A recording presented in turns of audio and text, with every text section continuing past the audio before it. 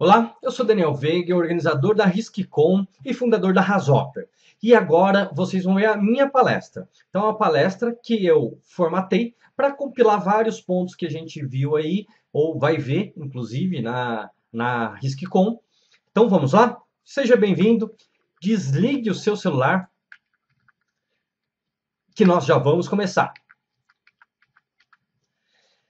Eu sou o Daniel e, como eu falei, a minha missão é te ajudar com gestão de riscos. É isso que eu faço, é isso que eu gosto de fazer, eu estudo isso, eu atuo em consultorias e em outros sistemas, justamente para fazer com que as pessoas reduzam as suas perdas.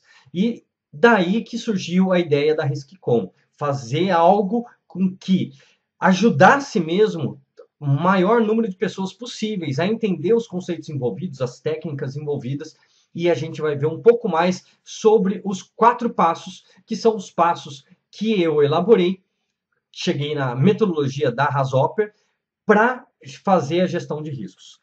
Então vamos lá. Tudo isso você pode fazer utilizando simplesmente 12 minutos do seu dia. E isso é muito importante para não ter que alterar muito a sua rotina.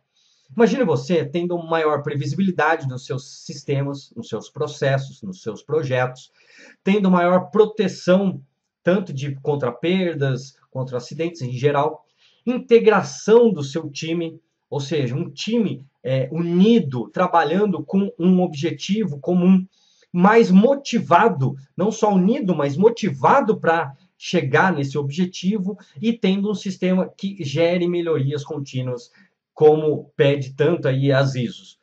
E tudo isso ainda reduzindo a manutenção e as perdas. E manutenção aqui não é só aquela manutenção que você vai lá e aperta o parafuso. É a manutenção de ações de manutenção. Então, existem ações no seu dia a dia que você tem que ir lá e tem que ajustar o seu sistema, né? Cuidar para ver se está tudo certo ou não. Então, você reduzindo essas manutenções também, você vai reduzir o seu tempo gasto, o seu dinheiro investido. Tudo isso com técnicas comprovadas que dão resultado. Você não precisa ser nenhum gênio para aplicar o que eu vou te mostrar aqui. Basta seguir o método. E o pulo do gato, já vou te adiantar, são os desvios. Os desvios são os parâmetros fora da sua faixa operacional ótima, digamos assim. Então, você tem um processo. O seu processo, você tem parâmetros que você queira controlar. Por exemplo, no restaurante, você tem um processo de colocar água dentro do copo. É um processo, tá? E daí, eu tenho um desvio desse processo, que é, por exemplo, colocar mais água do que o necessário, colocar menos água do que o necessário, ou não colocar água, colocar outro ingrediente. Então, esses são os desvios. Eu queria simplesmente a água, sobrando 2 dedos da borda, mas daí o garçom foi lá e me colocou a mais. Então, me desviou do meu ótimo, ok? Isso é importante por quê? Porque a gente vai ver que 73% das causas são evitáveis por técnicas de análise e gestão de riscos. Somente 27% das causas são de origem desconhecida ou de natural, ou naturais. Então, entra aí, sabotagem, 7% das perdas, 13% de falhas mecânicas, 17% de falhas operacionais, 17% de falhas de processo e 19% de erros de projeto. São todas essas causas de perdas que nós poderíamos identificar com técnicas de análise de risco.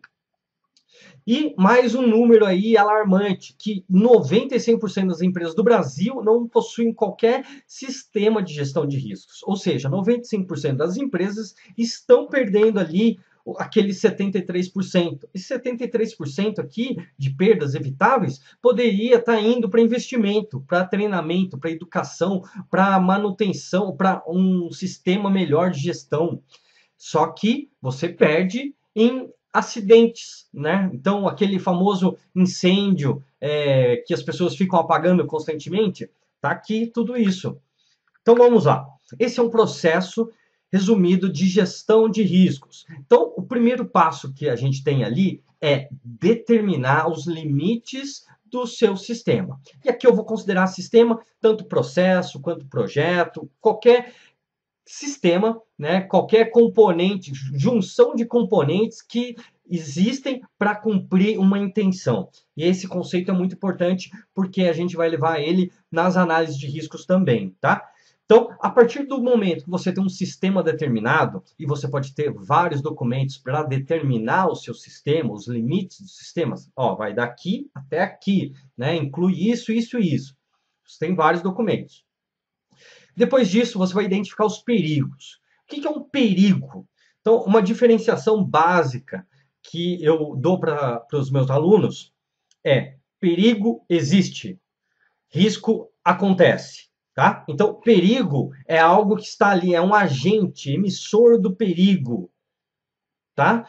O risco, ele vai acontecer. Então, por exemplo, eu tenho um perigo, um tigre, o risco é da mordida do tigre.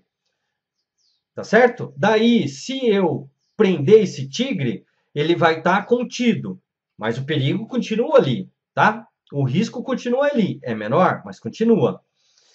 Depois de identificar os perigos, que nós temos algumas técnicas aí, checklist, APP, APR, auditoria, análise SI, nós temos também o RASOP, que já é uma técnica que faz um ciclo PDCA da identificação dos riscos e a proposição de recomendações para melhoria desses riscos, uma vez que ele entra nos desvios, que é aquele pulo do gato que a gente tinha falado lá.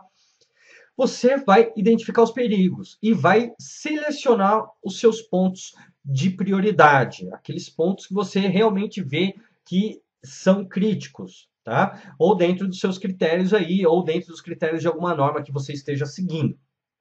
Depois disso, você vai pensar em cada ponto crítico, né? Cada ponto selecionado, e vai pensar em quais os cenários acidentais que podem decorrer dele. Então, cenário acidental é uma combinação de causa mais o efeito. Essa é a cena. É a cena do acidente. Ah, o que é o acidente? Ah, ele morreu atropelado por um carro. Então, a causa foi atropelamento, o efeito foi a morte. Então, esses dois conceitos separados são muito importantes. Por quê?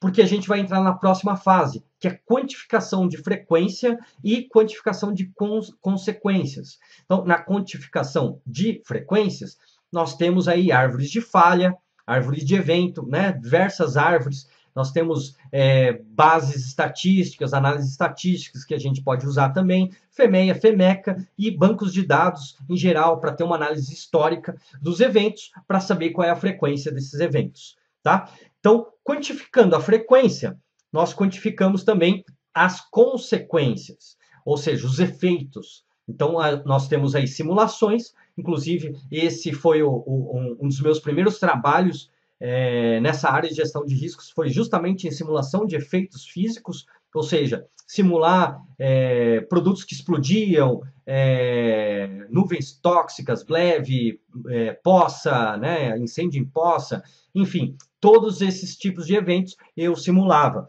Você tem também bancos de dados, onde podem derivar aí padrões já. Então, por exemplo, a CETESB tem uma planilha, né, uma tabela, onde ela mostra lá por quantidade de produtos químicos, né, o estado físico e quantidade, qual o raio ali seguro que você tem, qual é a distância segura que você tem desses produtos. Isso aí já é porque existe uma base de dados. Você tem cálculos de vulnerabilidade, então não confundam vulnerabilidade com o risco em si. Vulnerabilidade é um dos parâmetros para você calcular o risco. Por quê? Vulnerabilidade. Por quê? Vulnerabilidade vem de vulnerável, ou seja, de quão aberto está ali o seu sistema para um ataque, né? Para chegar ao dano em si. Então, uma coisa é eu ter o meu perigo protegido. Outra coisa, eu ter um evento que desencadeou num efeito. Esse efeito pode me atingir ou não, tá?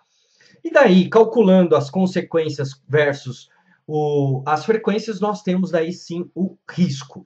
E esse risco a gente vai comparar com critérios. Esse critério pode ser da sua organização, da sua empresa, pode ser de uma lei ou de uma norma, ou um padrão internacional, mas é sempre importante você comparar para você separar o joio do trigo.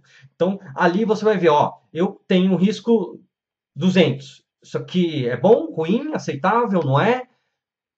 Então, que é esse número? Então é sempre interessante você ter o seu padrão de aceitabilidade dos riscos. E baseado nisso, se estiver aceitável, você continua com o seu sistema. Se não estiver aceitável dentro dos seus critérios de aceite, você vai modificar o seu sistema. Tá? Então, basicamente é isso. E esse processo é muito importante que a gente vai usar depois. Então, lembre-se dele, tá? Esse aqui é o universo de riscos. Então, aqui a gente tem aí 5 ramificações básicas. Então, riscos. O risco total é composto por riscos internos, não técnicos, que entra custos, prazos gerenciais, perdas de potencial e fluxo de caixa. Temos externos previsíveis, taxas de câmbio, inflação, impactos sociais, impactos ambientais, riscos operacionais e riscos de mercado. Nós temos riscos externos imprevisíveis, medidas reguladoras, efeitos colaterais de alguma ação que você tomou ou que o seu mercado tomou, desastres da natureza. Você tem aí riscos legais, reclamações contra terceiros, de terceiros, contratos, leis de patentes, licenças, e riscos técnicos, que entra aí a maioria dos riscos que são atacados pela engenharia. Então, você tem aí complexidade do projeto, protótipo, risco de específicos da tecnologia, e aqui você entra, por exemplo, dos riscos inerentes da manipulação de um agente perigoso. Então, até na minha aula eu falo assim, qual é a única forma de ninguém nunca cair de uma escada? Não é não subindo e não é não descendo. É não tendo escada. Então, a partir do momento que você tem uma escada ali, você tem um risco inerente àquela escada. Então, se você for de rampa, você já não vai ter o problema da escada, você vai ter o problema da rampa. Né? Se for de elevador, você não vai ter o problema da escada, você vai ter o problema do elevador. E assim por diante. Então, aqui é um ponto muito importante, porque se você não quer assumir esse risco, você vai ter que eliminar o seu elemento gerador desse perigo, né? O seu agente perigoso. Você vai ter que eliminar. Não quer ter problemas com cloro, não mexa com cloro. Não quer ter problemas com amônia, não mexa com amônia. E aqui também entra um ponto muito interessante, que é, às vezes, a sua recomendação pode ser realmente eliminar o seu agente perigoso. Pense nisso. Você tem lá o seu sistema, que dá problema, que tem um perigo nele. Será que você não consegue eliminar esse perigo? Em vez de ir remendando, que é como se faz geralmente, elimine.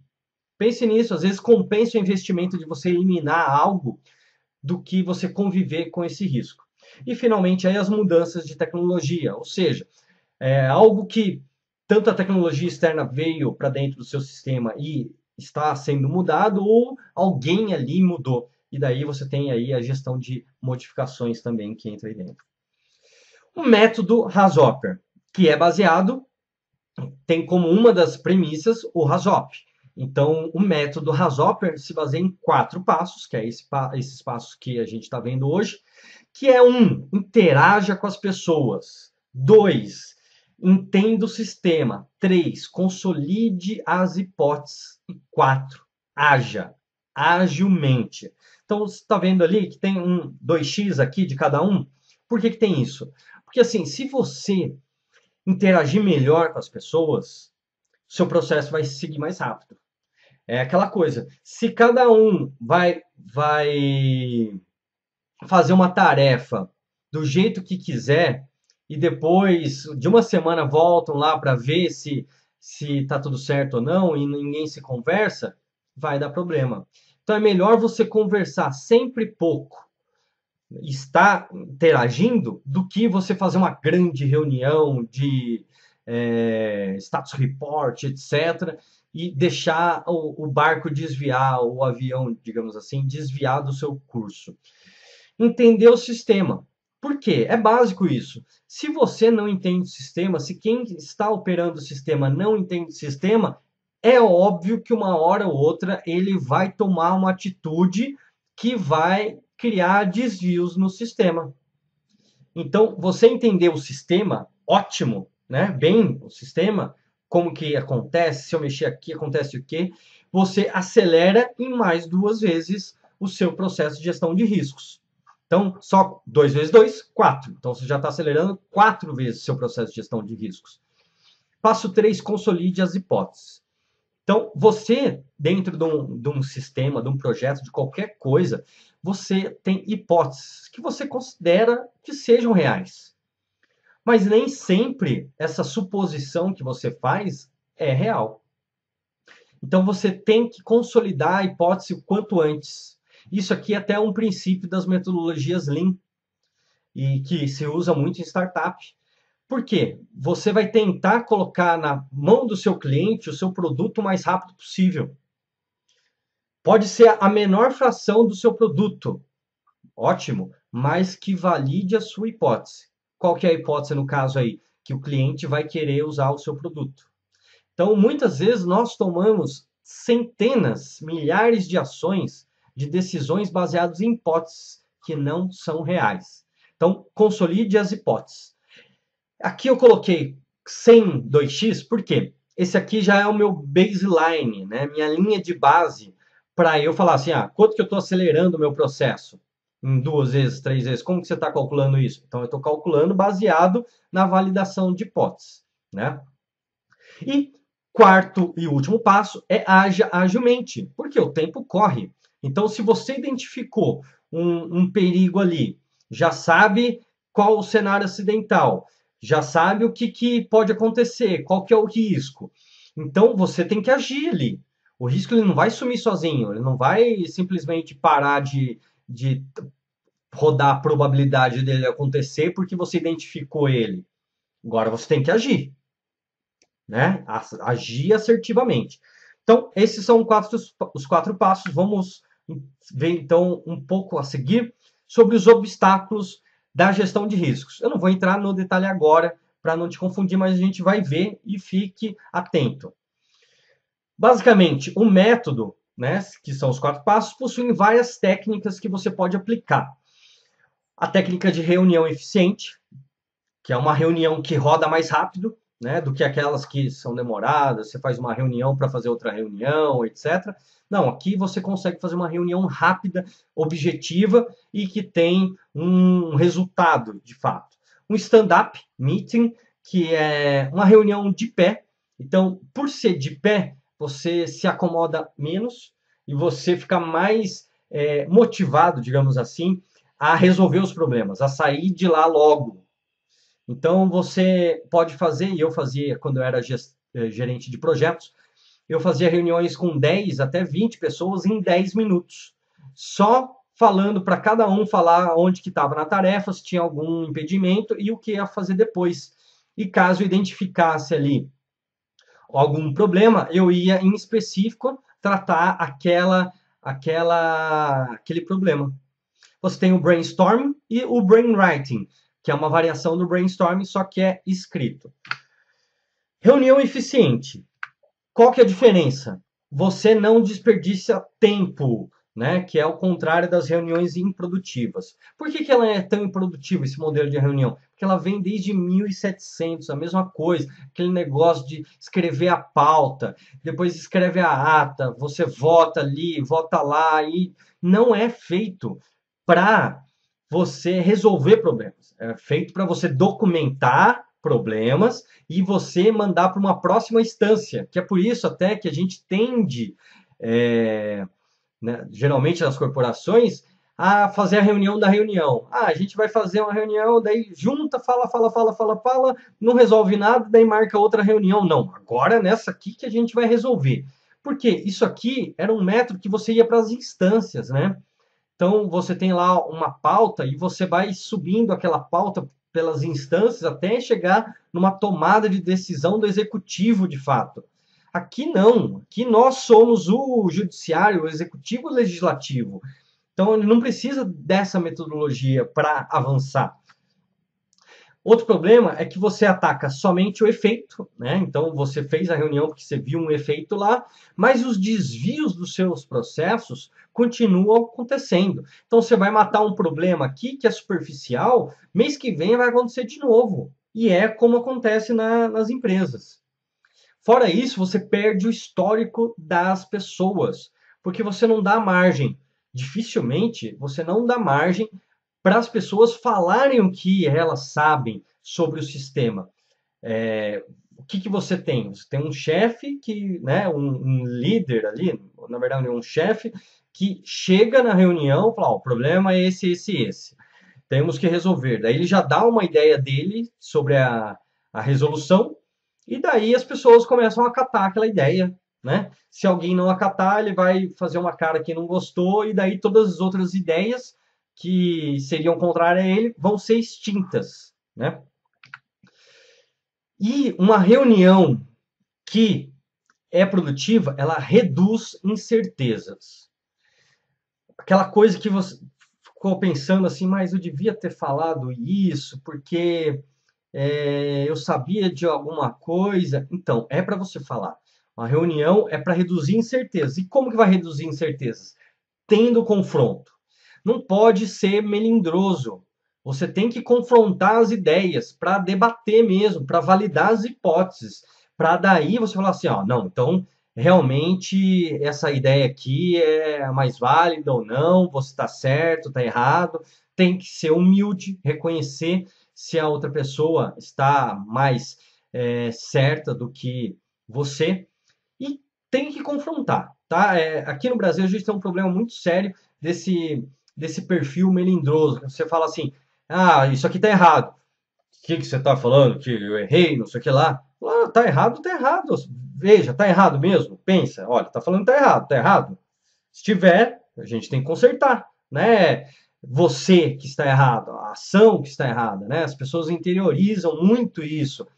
Então, esquece a pessoa vai ser trocada daqui 5, 10 anos. Se o problema for sistemático, ou seja, lá nos desvios do processo, independente da pessoa entrar ou sair, outra pessoa vai continuar acontecendo. Então, por isso você tem que confrontar para chegar lá nas causas, raiz, né? Na raiz. Vamos lá. Para você ter um time, você precisa de 3 pontos, que são as leis do grupo, né? Na verdade, a lei do grupo para se transformar num time, que é unir as pessoas, né? Então as pessoas têm que estar unidas, tanto que lá no jogo de futebol americano, etc., você vê o pessoal juntando assim, fazendo a estratégia, etc. Então você tem que unir, concentrar e mobilizar todo mundo para a mesma direção. Não adianta só o primeiro, só o segundo, só o terceiro. Tem que ser os três juntos, tá?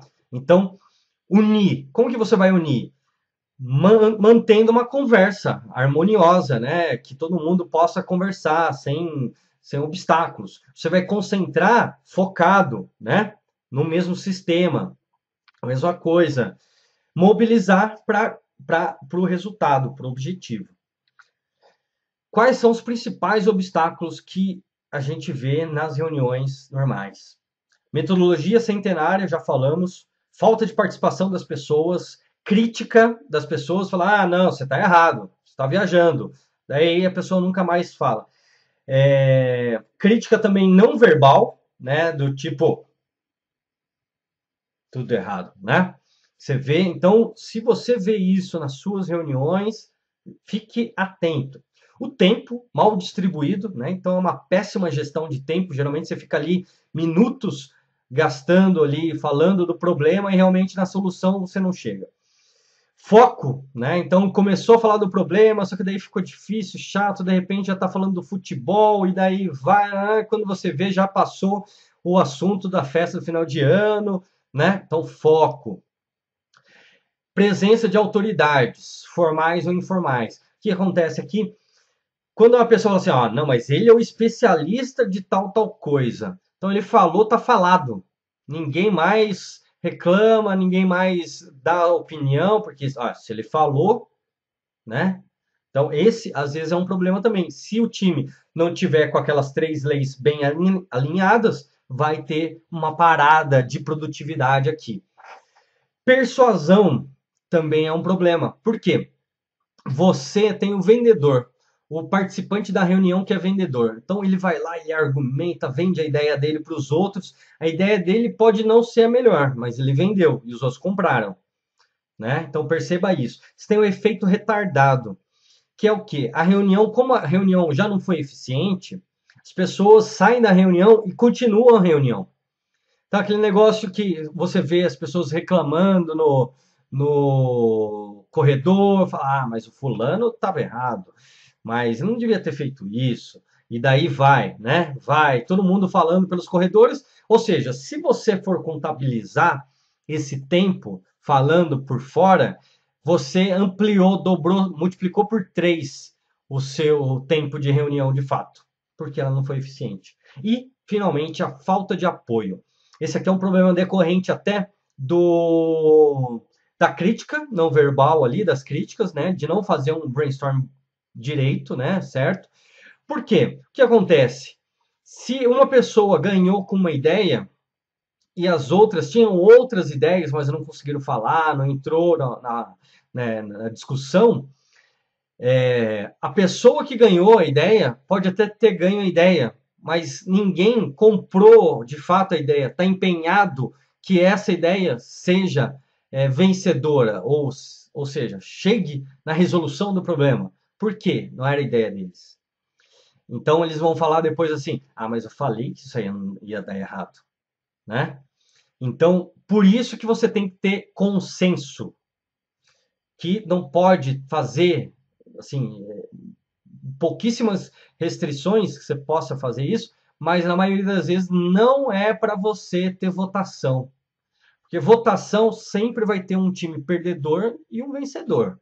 Pode ser uma pessoa, duas, mas sempre vai ter, tá? Então, você tem que fazer as pessoas entrarem em consenso, doa a que doer. Então, tem que entrar em consenso. Boas práticas de uma reunião. Por que eu estou falando tanto de reunião? Porque é o primeiro passo. Então, se você não consegue conversar com as pessoas, se reunir, você nunca vai gerenciar riscos. Por quê? Você vai ter que. É pré-requisito para você conversar sobre riscos com as pessoas. Então, é pré-req. Tá? Então, boas práticas. Tem que compensar o custo.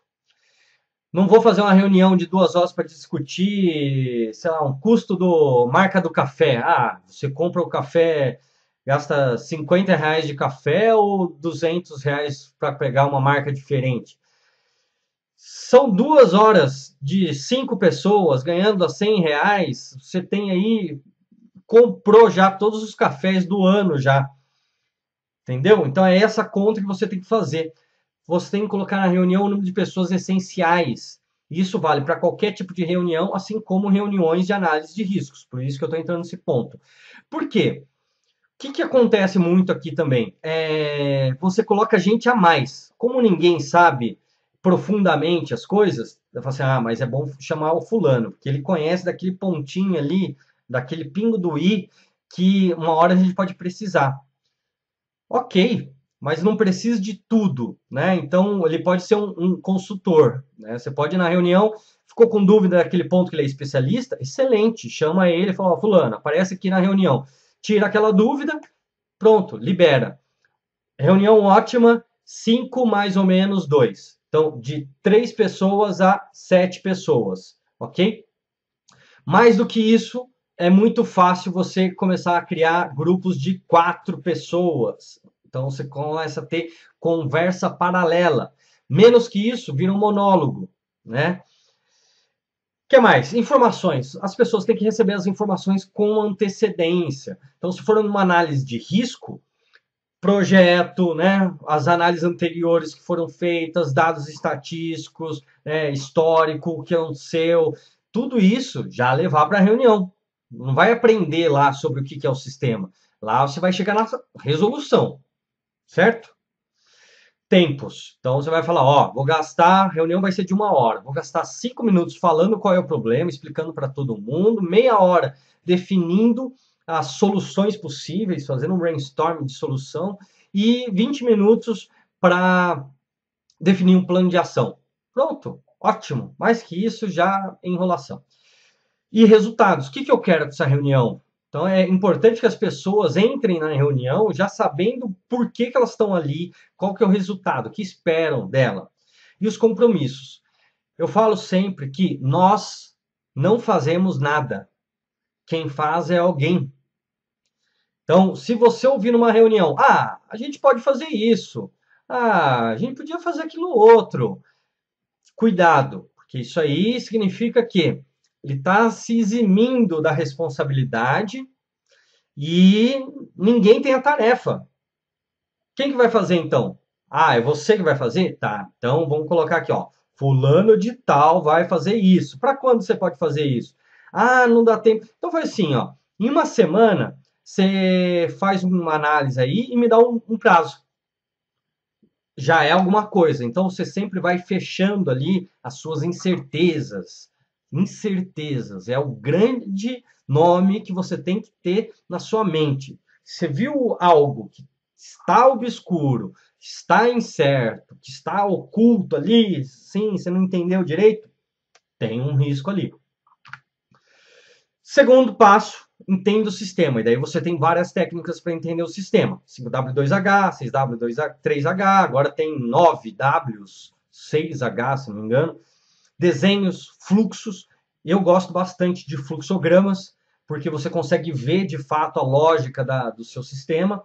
Protótipos, Canvas, né? Então você tem o Business Canvas, o Project Canvas, você tem simulações. Não precisa ser só simulação de efeito físico, né? Eu vou simular se meu tanque vai explodir. Não, você pode simular o seu processo também. Existem softwares, inclusive gratuitos, de simulação de processos. Eu uso um em algumas consultorias, que é do MIT. Posso até passar para quem tiver interesse, esse software, que é muito bom em você ver o processo acontecendo. Terceiro passo, consolide as hipóteses. Então, você tem checklist, análise SI, APR, RASOP, você tem outras técnicas também. Essas aqui que eu gosto mais, por ser uma escala de complexidade, e elas são citadas aí na maioria das normas, né? Então, você tem, tá citado aí em CETESB, Petrobras, tudo isso. Então, você consegue aplicar, é fácil o entendimento delas, ok? Então, checklist é você checar, né, uma lista de checagem onde você vai checar se algo está dentro do parâmetro que você está checando ou não. Análise se é você perguntar para o seu sistema, e se acontecer isso?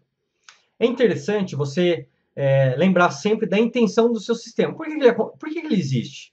Um sistema ele existe para cumprir uma intenção. Por que ele existe? Por exemplo, um copo d'água. Por que ele existe? Para conter o líquido. E se ele não conter? Vai derrubar em mim. É isso, é o efeito, né? E se ele quebrar? E daí você começa a fazer perguntas para o seu sistema.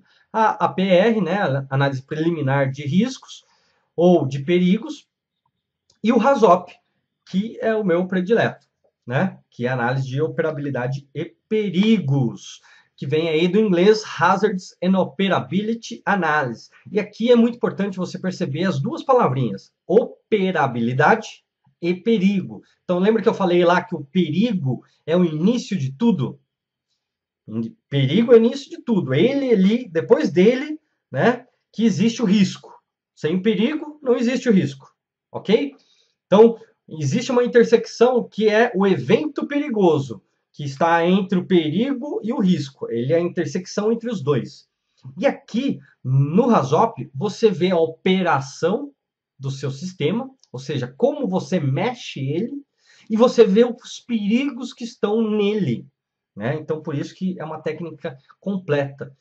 Onde você tem aí uma reunião multidisciplinar, então não vai ser só, por exemplo, o pessoal de engenharia, vai ser o pessoal da operação, do projeto, vai ser de segurança, meio ambiente. Por quê?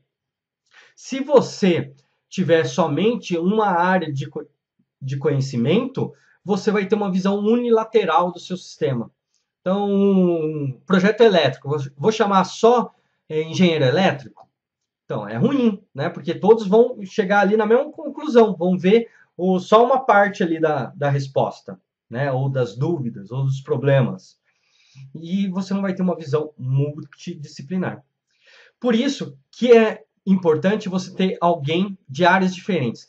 Eu estou falando de engenharia, mas você, por exemplo, tem um processo de negócio. Um projeto, por exemplo, eu trabalhei bastante com softwares, então eu chamava quem mexia com infraestrutura, quem ia testar, quem ia especificar o software, quem ia fazer a gestão do projeto, né? Geralmente quem inventa, né? Quem cria, quem monta, quem cuida e quem gerencia. São essas pessoas para você ter uma visão sistêmica e sistemática, né? Sistêmica de todo o sistema, sistemática que você consegue passar por ele numa lógica, né? Então nós temos aí a pirâmide Birch. Então, parte dessa pirâmide a maioria já conhece, que é uma morte para 10 perdas, para 30 dano à propriedade, para 600 quase perda, para 60 mil desvios de processo. Esse aqui, 60 mil desvios de processo, existem alguns autores que já falam disso, né? Então, a gente já pode utilizar aí, que é o quê? Você não precisa ter uma quase perda. Você identificando os desvios do seu processo, você está prevendo uma morte, né? O que significa esses números aqui? Significa que, por exemplo, se você está chegando aqui nas 10 perdas, é quase certo que você vai ter uma morte do seu sistema. Aqui pode ser do seu sistema, de uma pessoa, né?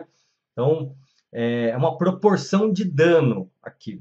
Então, aqui nós temos uma planilha super simples de RASOP, onde nós vemos aí desvio, então menor fluxo de caixa, por exemplo, causas dele, gastos excessivos, efeitos, necessidade de adquirir um empréstimo, risco alto, ações que você vai ter que tomar, aprovação de gastos por alçada. É uma versão mais completa, que é parâmetro, fluxo, palavra guia, maior, causas, gasto excessivo, efeitos, necessidade de adquirir um empréstimo, frequência, 5, gravidade, 5, risco, 25, detecção, então você vai detectar daí o seu desvio, que é a combinação entre o parâmetro mais a palavra guia, ou seja, maior fluxo. Então, como que eu detecto maior fluxo? Você vai aí fazer, por exemplo, uma análise diária das contas. Prevenção, como eu previno a causa? Aprovação de gastos por alçadas. Como que eu protejo? Ou seja, protejo do efeito, tendo o investimento de alta disponibilidade para você sacar, por exemplo. Recomendação final, reduzir o limite de crédito. Então, perceberam que uma coisa é concatenada com a outra? Então, aqui você tem desvio, né? A soma desses dois, que você detecta pela forma de detecção. Causa, prevenção, efeito, proteção. Legal, né? Esse é o fluxo de aplicação do RASOP. Então, você seleciona um nó do processo, um ponto do processo onde existe uma mudança de estado, uma mudança de atividade ou tarefa, tá? Basicamente isso, ou um acúmulo de algum tipo de elemento, tá? Então, você seleciona um nó, vai explicar para o pessoal daquela sua reunião multidisciplinar lá, a intenção dele existir, vai selecionar um parâmetro, por exemplo, meu nó vai ser o copo, o parâmetro vai ser o volume, né? A palavra guia vai ser maior volume, né? Vou listar todas as causas, por exemplo, qual a causa de ter mais líquido no copo? O garçom estava lá distraído e deixou derrubar, por exemplo. Ou o copo é mais grosso do que ele previa, né? Tinha um volume menor interno do que o garçom previa, alguma coisa assim. Daí você vai ver quais as consequências desses desvios. Vai transbordar em mim, vai molhar tudo, etc. Consigo detectar ou ter alguma salvaguarda para isso? Consigo. Eu vou ficar de olho ali, o garçom vai pôr o copo ali, eu vou ficar de olho ali e falar, tá bom. Né? Então, detectei. Salvaguarda, como que eu me protejo ou me previno? Eu posso, por exemplo, colocar um avental. Então, vou no restaurante que eu só tenho garçons que enchem demais o copo, então já na recepção já te dão ali um avental para você vestir e se proteger, tá? Daí a gente vai avaliar. Tá legal essa salvaguarda? É, fica meio estranho, né? O avental tem que ser de plástico. Aí, então o avental tem que ser de plástico. Ou, por exemplo, eu vou colocar uma contenção no copo e assim por diante. Daí você vai ver, foi eficaz? Sim, não? Vai propor uma nova recomendação e continuar todos esses parâmetros até terminar o último nó com o último parâmetro, com a última palavra guia. Só como exemplo aqui, eu tenho um tanque, que foi aqui, se não me engano, tirado do AutoCAD, né, 3D. Então, a intenção do tanque conter o líquido X, parâmetro, nível, palavra guia maior, causa, falha humana na abertura das válvulas, efeito, transbordo, possibilidade de atingir pessoal na área e contaminação do solo, frequência 5, todo dia alguém mexe nisso daí, gravidade 5, não toleramos contaminação, detecção, não há, prevenção, treinamento operacional, proteção, não há, detecção não há por quê? Porque aqui eu tô com um TT, para quem conhece, né, um transmissor de temperatura, mas eu tô com parâmetro nível. Então, o nível, temperatura, eu não vou conseguir pegar, né? Então, eu preciso de algo de nível aqui, né? Nesse tanque aqui. Daí, você pega. Então, daí, se tivesse um medidor de nível aqui, que eu acho que tem até aqui atrás, você teria um meio de detecção, tá? Proteção, não há, porque não é um DIC aqui de contenção. Recomenda ação. Então, ação. Sempre um verbo infinitivo que é para tomada de ação de alguém. Incluir um muro de contenção, isolamento, medidor de nível com alarme alto, por exemplo.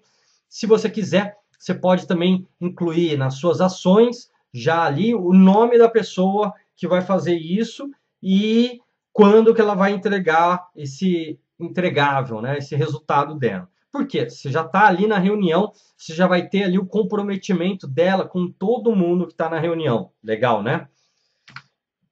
Esse aqui é um fluxo do processo de contratação de um profissional que tem uma interface com o software. Então, eu coloquei aqui um exemplo. Você tem lá o recrutamento e seleção, finaliza a vaga, o sistema habilita a ficha do colaborador, né? Então, tem um documento aqui, daí envia automaticamente para o profissional, ele completa os dados, né? Profissional, daí o sistema envia uma notificação para o departamento pessoal conferir, o departamento pessoal valida, né, os dados, agenda uma integração, dados ok, se sim, vai ver se é PJ, se sim, envia os dados para o RP, se não, envia para a folha de pagamento e depois vai para um outro sistema SAP, tá? Então, aqui teria até uma volta aqui de validação, né, ou de... aqui, na verdade, passou, isso está certo. Então, é isso. Num sistema como esse aqui, né, num processo como esse aqui, o que você pode fazer? Você pode pegar cada uma das caixinhas aqui e ver quais os parâmetros dessa caixinha. Então, habilita a ficha de colaborador. Quais parâmetros que são importantes para mim nessa tarefa aí? Os campos que ele vai habilitar, a velocidade que ele vai habilitar, né? Se vai habilitar certo, a ficha certa, porque não adianta nada. Eu estou fazendo a seleção para o Zezinho, mas daí ele habilita a ficha do Luizinho. Daí eu preciso ter 10 dados ali, só que só habilita 5. Então, você vai ver ali todos os parâmetros possíveis, né? E daí, quais são os desvios? Habilitou a mais campos do que era possível, ou a menos, habilitou campos diferentes né? Então, assim por diante, você consegue fazer um RASOP de um processo, qualquer tipo de processo, tá? Boto minha mão no fogo por isso, que eu já apliquei em dezenas, se não centenas até de RASOPs em sistemas diferentes, dos mais até muro eu já apliquei RASOP, né? Então é possível aplicar em outros tipos de sistemas para você otimizar os seus sistemas. Terceiro passo, consolidação de hipóteses. Então você tem aí checklist, análise SI, APR e RASOP que eu coloquei aqui da lista. Depois disso você vai agir agilmente. Então, como que você pode agir agilmente? Fazendo Kanban, tendo uma gestão ágil, né? Conversando com o time rapidamente, delegando tarefas, identificando gargalos do seu produtivos da sua tarefa, né? Então você tem aí, por exemplo, a Meta, o livro, que ele fala que a sua produtividade é sempre limitante pelo seu gargalo, né? Então você vai atacar o gargalo. Quem que é que fica no seu, por exemplo, você está fazendo uma caminhada de, até o exemplo que ele dá no livro A Meta. Então você tem uma caminhada lá de escoteiros e sempre tem um por último. Daí quando você vai ver aquele que está por último, ele está levando mais panela, está levando comida, está levando um monte de coisa, ele já não tem um desempenho bom, né? Um rendimento bom para andar, e daí ele já está levando mais peso, em vez de você ter o rapidinho que vai lá na frente, vai ter que esperar também o que ficou lá para trás, ajuda o que está lá para trás andar o máximo para frente, né? Então vê quem que está ali gargalando o seu processo, em vez de fazer simplesmente o seu e sair correndo, né? Eu falo que uma gestão é como se fosse uma corrida de bastão. Porque na corrida de bastão você tem uma interface ali que quem vai entregar o bastão tem que correr junto com quem vai pegar o bastão. E às vezes é alguns segundos, e daí vai do desempenho dos corredores, né? Mas existe esse tempo aí de passagem de bastão. Não adianta, e nem é válido, o que está lá na frente jogar o bastão. Por quê? Pode cair no chão, daí você vai perder mais tempo ainda para pegar o bastão. Tem que ser correndo junto, né? Então, essa velocidade que é importante para você agir rápido.